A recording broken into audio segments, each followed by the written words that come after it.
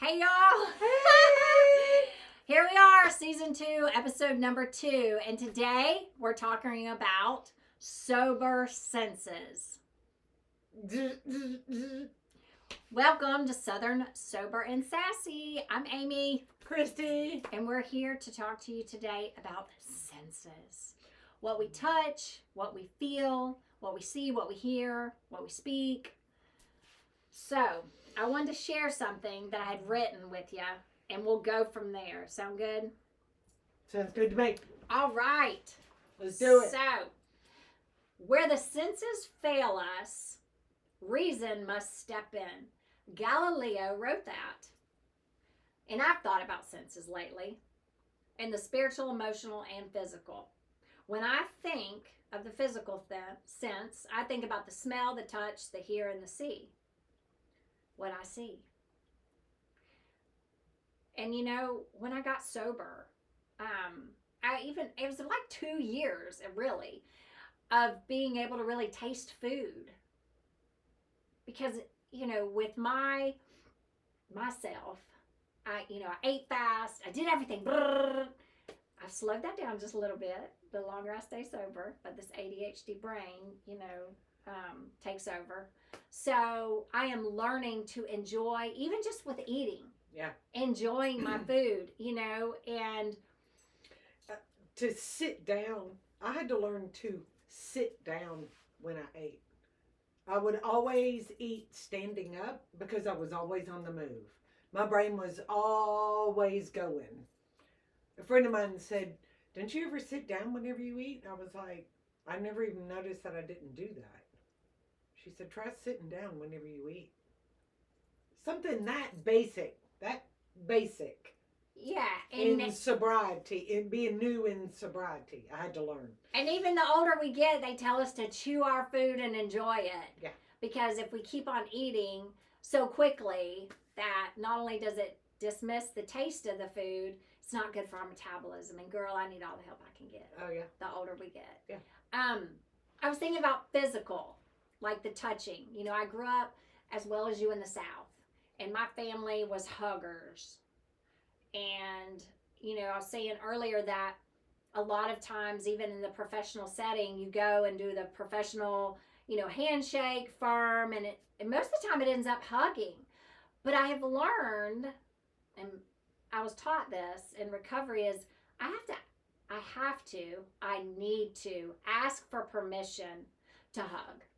Because some people are very, so I'm learning. May I hug you? What do you think about that? I just learned something new. I am a hugger. I believe in being professional and doing a handshake, and human interaction is a beautiful, wonderful connection, even in the professional world. So I think that is necessary on different levels. But as for hugging, I don't find anything wrong with it. However, I do need to learn new things, and that not everyone is okay with me just coming in for a hug and to protect their personal space. Um, on that note, it made me think of something else. I'm weird about my circle. Like, if if someone if I'm talking to someone, Yeah. and they get real close to me, I'm just like, oh my God, can you please step back just a couple steps? I'm just real weird about my personal circle, and I have learned that instead of saying, "Hey, you're too close to me," or "Hey, would you mind stepping back a couple steps?" that I don't say anything at all. That I step back. Yeah. And so, and that is just one of those. I feel like that I totally contradicted myself then. That I'm a hugger, but I think that I know what it goes back to is my dad used to always um, he would correct us with his finger in our faces. I've experienced that And before. that I have, I think that's where that comes from, that I protect whenever you get real close to me. That I'm afraid that you're going to put your finger in my face, and so, I'm 55 years old, got 16 years sober, and I still get triggered by something like that. And, thank goodness I have, I'm still teachable. And I'm currently being teachable raw and live on this podcast because she brought up a topic that I really had to think about. I can relate. It was being raised in your face, pointing fingers, fear. Um, so I can relate to that. Yeah. Even though it was still, my Meemaw was a big hugger. My granddaddy, not so much, but now I've learned out of respect to just say, hey, may I hug you? May I hug you? And that's just out of respect for them, because some people, they're very uncomfortable with that, and I have to respect that. And I have to remember that some people were sexually abused, some people were physically abused, and I wasn't. And I need to remember that maybe they were, and that they had very protective, healthy boundaries because of that, and I need to respect that. So I need to start asking for a hug. Yeah, some people we don't have to ask. We just do. I know, but you've given me food for thought, because I just go in for the hug. Well, that's different, because you always feeding me. So another one I was thinking is the hearing sense. It was my hearing sense was so selective for a long time because of those character defects of perfectionism, people pleasing, and a huge ego. It was hard for me to hear anything hard or negative. I look back now, and I see that I've spoken to people in the past, and they have reminded me that, Amy, I have fear of telling you, and a lot in the past, people have said, I hope this doesn't upset you. Please don't be mad, but this is how I feel. And I had to go to my higher power, God, and say, God, please take that character defect out, because their perception of me was they couldn't say anything that upset them that I did because of my lashing out. Mm-hmm. That's been a big journey for me. Yeah. And, sponsor lady, she says it's because I still have unresolved fear and anger. But anger is fear's child. So my anger of not wanting to hear something comes from my continued work on my perfectionism. The big part of it's perfectionism and people pleasing. Mm-hmm. I never heard anyone, and I never let anyone talk, because that meant that I had to listen. Excuse me, y'all. Get down, little kitty. Hey, Olaf is in the podcast with us. Sorry, that's my kitty cat, y'all. He was being a kitty.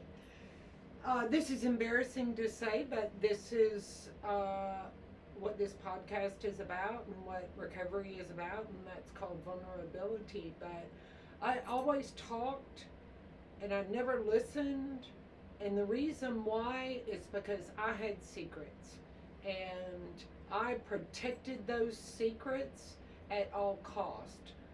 And I was also protecting the drink. So, because I was going to drink at all cost. So, if I let you talk, that meant that you were getting closer to me. And I never let that happen. Never let that happen. So thank God I have gotten rid of all my secrets. All of them, not some. I got rid of all those secrets, and the obsession to drink has been removed, and it's going to make me cry. And I don't have that shame and that guilt. And so those are gone. Another big thing is what was going through my head when she was saying, you know, listening, was me. It was all about me. It was me. I don't have time to listen to you because we're going to talk about me. We're going to talk about my life, and you're going to do what I want you to do, and I'm going to bulldoze my way through this situation to where it can be done to where I can go drink. Yeah. Oh, oh. The other thing is now being in recovery, once those secrets were gone and the obsession was removed, now I've accepted the program of recovery, and that correction is coming my way. The thing about recovery is that we're going to be corrected all the way across the board, mentally, physically, emotionally, spiritually, financially. Recovery is correction. I'm going to be corrected. I'm going to be corrected. For me, which meant I was going to have to be vulnerable, and I was going to have humility, and I was going to have to listen to you say to me, I don't like it when you do this. Can you please stop doing that? Can you please stop saying that to me? And me being willing to do it. I could handle being corrected in the beginning, like the first year. I could handle being corrected by one person, and that was this sponsor lady. I couldn't handle being corrected by the kids. I would get defensive. I couldn't handle being corrected by my mom. I would get defensive. I would get defensive with everyone else except sponsor lady. I'd be like, all right. With each correction, I saw that things got easier, and sponsor lady was right. And things got easier, and sponsor lady was right. Things got easier, and I was just like, damn it, man, that sponsor lady, she's right about freaking everything. But anyway, life got easier, and not everybody was pissed off at me, and some people would start answering the phone again, and I was like, okay, this is kind of working. But now there is a saying that if you get defensive every time you are corrected, you will never recover. If you get defensive every time you are corrected, you will never recover. So, 16 years down the line, here we sit on the couch. Yeah. Okay, if sponsor lady were to come walking in, because we have this same sponsor, if sponsor lady were to come walking in and correct me, I would be a little but I'm quick to make that correction. It's going to make me cry. Much quicker to make that correction. I say, yes, ma'am, and I correct it. Yes, ma'am, and I correct it. Because I've worked hard for my happiness, and I'm not going to let anyone take it from me, including me. And I can't sabotage my own happiness. So I know that whenever she's correcting me, that it's really God saying, I've got something over here that's better, and I want you to have it, but you have to be corrected first. Because God is more concerned with our character than he is our comfort or our success. Ugh. Ugh. He wants to correct the inside of me. He is more concerned with my character and being able to listen than he is with my comfort or my success. That's good stuff. No, that's. So I had to learn to listen. In learning, I understand and I hear you. And for me, my learning to listen is this: is stop trying to listen to respond and react. I'm supposed to listen, to hear and listen. That is what my goal is, because if I'm learning to react or respond, I'm not going to hear a damn thing you tell me, Kristy. It's true. Why do I reply? Why can I not just listen? And it's ego. It's ego. Ego is sitting right there saying, I'm listening. Oh, but I have to reply. No, you don't. No, you don't. Humility says, just talk, friend. Just talk and just get it out. A good friend is just going to sit there and be like, okay, tell me what's going on. Because it's not about me, it's about her. If somebody has come to me and asked me to listen, I just need to listen, period. I have found the behavior of when my adult children, they're adults. Oh my Lord, they're adults. And when they come to me, instead of me trying to fix the problem, do you want me to just listen, or would you like my 2 cents? Right. And both of them, especially my youngest one lately, is like, no, I just need you to listen. Right. Just listen, Mom.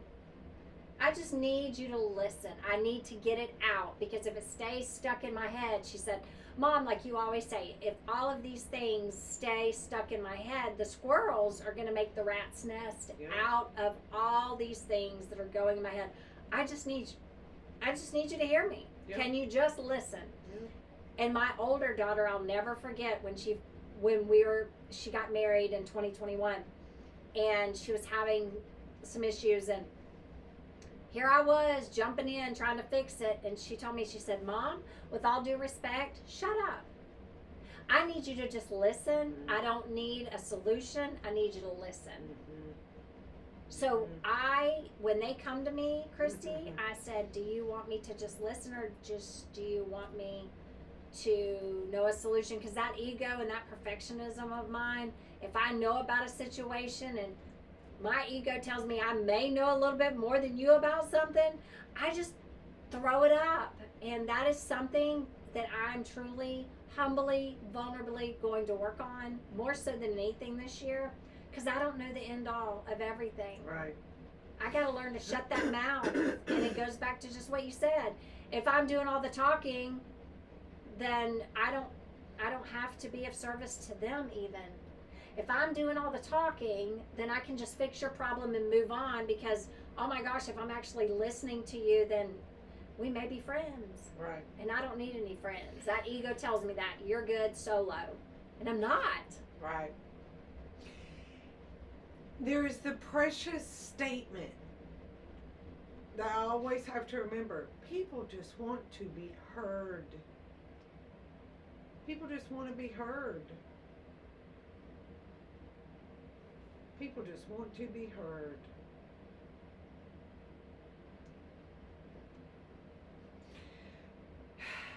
And it takes humility, it takes sitting still, it takes being disciplined, it takes being obedient to just be quiet.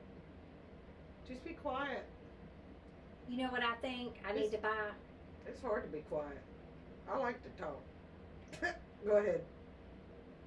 I'm gonna buy that tape everybody's advertising about how it's supposed to be better for your wrinkles and shit and breathing. I'm gonna buy it, put on my mouth for. I think I'm gonna go buy that when I'm working with people. Shut my big mouth and listen. Joyce Meyer wrote a book I know I have it. long time ago. My sponsor made me read it in early sobriety. Me and my big mouth. I got that The book. mouth is a spiritual tool. Use it wisely. Ugh. Ugh. Anyway, what's next there, wild woman? Well, so we've talked about the listening, the hearing. Let's see. How about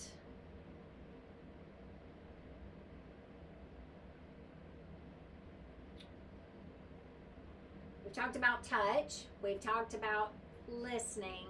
What about seeing? What about that monkey? Those monkeys, those three monkeys. Hear no evil, see no evil, do no evil. How many times would you say, let me rephrase this. So, closing my eyes to what's going on, literally, right? Putting blinders on my eyes is what I compare that to. These expensive blinders. And I talked about this a while back ago. See no evil. I don't think in my own journey, for me, is I've got to take those expensive blinders off. And I'm not talking about the cost of sunglasses. I'm talking about the emotional sense, the physical sense, the spiritual sense. Those senses, when I have blinders on, Kristy, when I really don't need to be having blinders on, to more so what's going on in my world, yes, my world, of maybe people pleasing, not setting boundaries, that vision can go one or two ways. What do you think about that? Well, two things come to mind, and I was just reading something about this morning, and it's talking about the picture in the frame. You know, you can have a beautiful picture of someone, but you put it in two different frames. You can put it in a simple black and white frame, which is real thin, or you can put it in a very expensive, ornate, bling bling, expensive frame. When I look at the expensive frame, my vision, seeing it, tells my ego that that is of more value. Keyword is value. That is of more value, higher value than the little bitty black and white metal frame.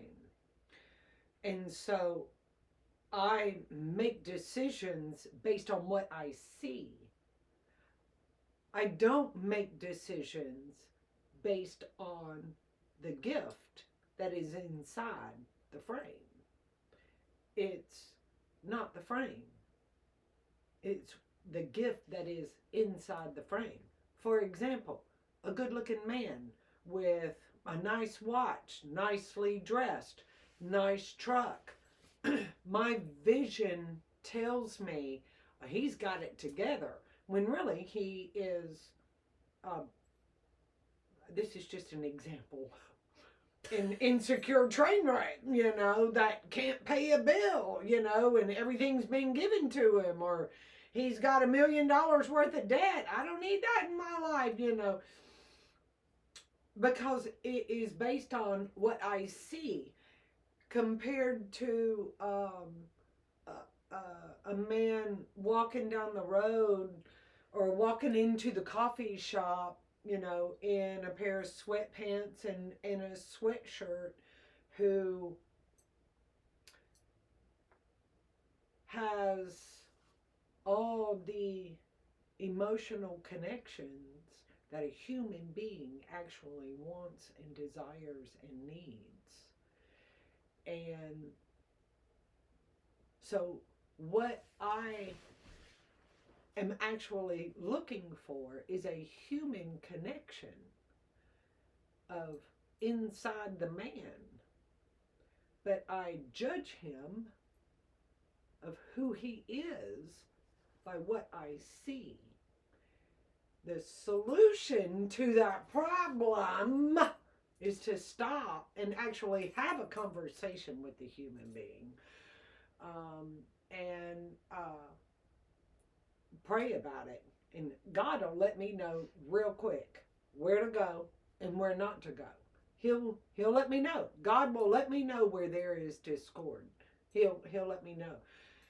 The other thing that comes to mind is principles over personalities in regards to walking into an AA meeting, or an NA meeting, or Al-Anon, or OCOA, or ACOA, or whatever meeting you may go to, Sex Anonymous, Gamblers Anonymous, whatever it may be.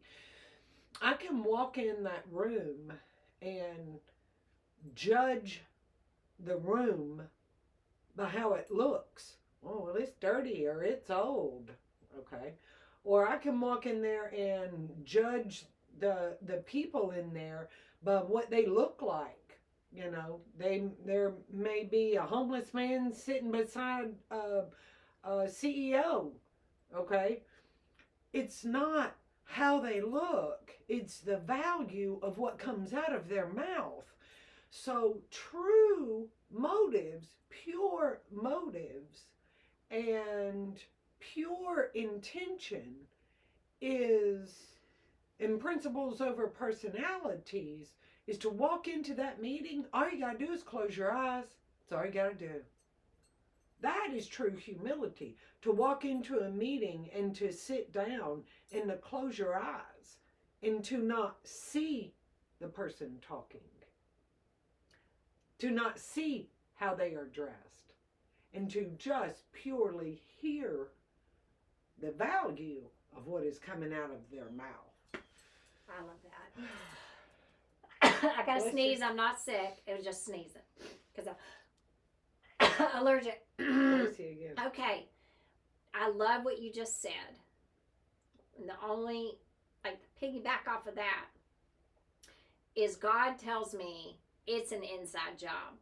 And when I take care of my insides, my outsides will just start glowing. We're a society that is just like, look at me, look at me, look at me. Yeah. And, for me, I've tried to keep my head down low for a long time. When I do things, I try not to say, look at me, look at me, look at me, because I don't want eyes on me. I want eyes on what comes out of my mouth, just like you said, closing your eyes. And I have done that. I've sat in meetings and just listened because I needed to hear what I needed to hear. And I don't want to judge people. I don't care. We were just talking about this earlier. It's none of my business what's going on in your life. There, we got a thumbs up. It's none of your business. It's none of my business what's going on in your life unless you share it with me. I can see the outside, but if I don't hear you speak, I don't know what's going on inside. Right. Those senses. Woo.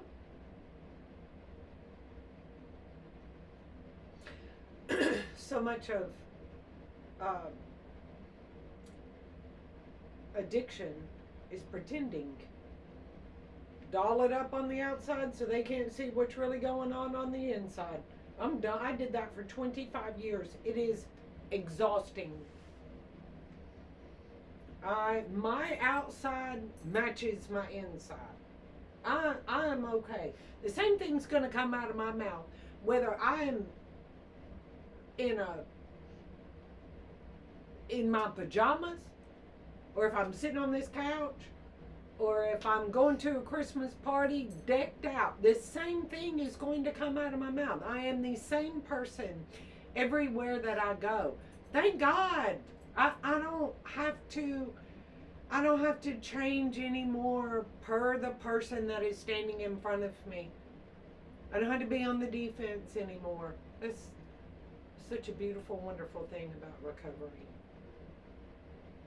I'm the same.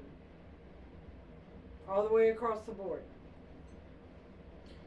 That took time. Long time. Yep. That took a lot of time for me. Human nature, Amy brought up a good point that we are programmed to judge. Okay, so we don't need to get down on ourselves too much about judging people, because society we have been raised, that is a habit. It Per Ernie Larson, Stage 2 Recovery, I was just reading that this morning. He talks about habits and habits and habits and habits. We were raised with those habits. Those habits were taught to us in kindergarten when we were innocent. We didn't know any better. Who's got the best lunch? Who's got the best lunch box? Who's got the best shoes? Who's got that? It starts early, man. It starts early, Oh, I know. And so we didn't know better. Now, as adults, and especially if you've entered into the program of recovery, we know better. And that's the good news and the bad news. Is thank God I know better, but now that I do know better, I have to act better and to recognize when I'm judging somebody on their outsides and lay down the hammer and pick up the feather and not beat the hell out of myself because I judged somebody. I can't use it as an excuse or as a crutch, but I'm definitely aware, and I'm not a saint. And a 55-year-old habit takes a long time to undo, but so take it easy on yourself. Take it easy. Take it easy. So, sobering senses. Here we are, 2025, wanting us to thrive in our sobering senses is the goal. Got any closing words? Closing words would be the spiritual part of it. The higher power is something that we have to have in recovery. It's just a part of it. Whether you believe or whether you don't believe, and if you don't believe, if you're listening to this and you have an honesty and a yearning and a willingness to finally get there and reach out to us, we can help you get rid of those blocks of spiritual blocks. That needs to be another good topic. But, here's the thing about the spiritual part of the program. It's a part of it. And regardless of where you stand on it, it's okay. It's all right. But it is a part of it. I used to think people were crazy who said, well, God told me this and God told me that, and the spiritual senses, let me tell you what the good Lord told me to do, and blah, blah, blah. And of course, I'm one-eyed, half drunk with a bottle of vodka going, those people are full of shit. Now that I'm sober, that has happened to me.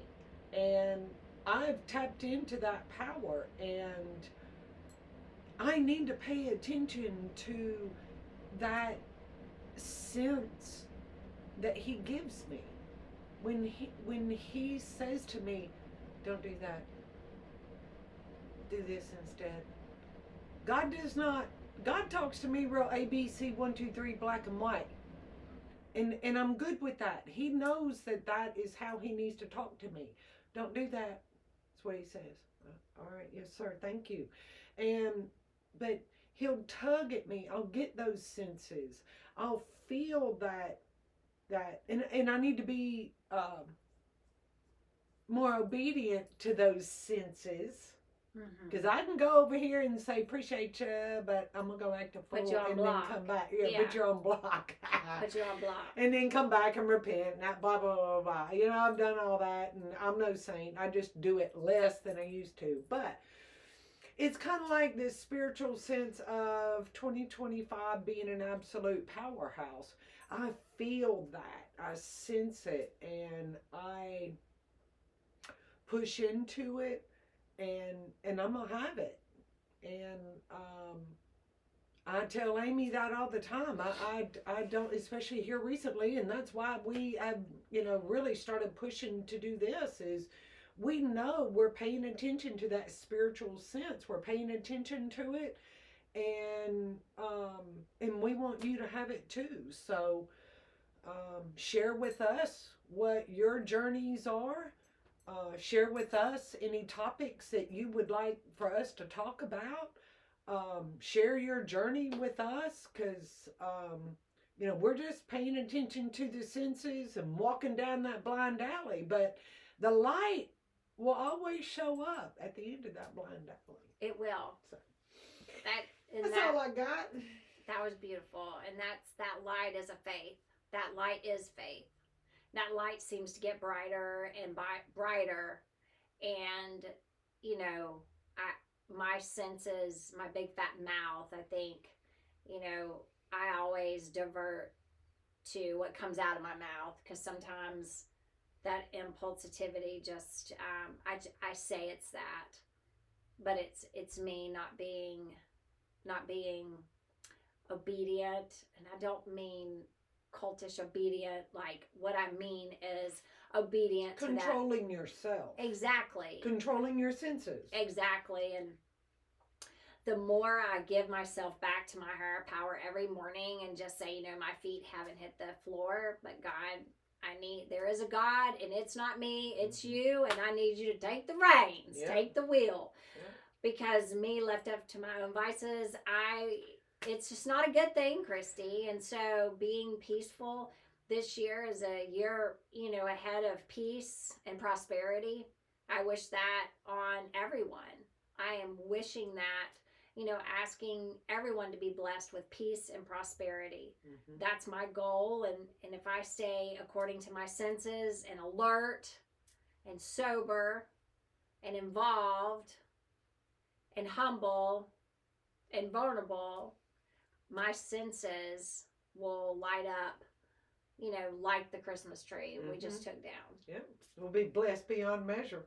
Amen. He'll blow your hair back. That's right. That's right. That's right. Well, so we're going to clap, and we had a great time. Woo!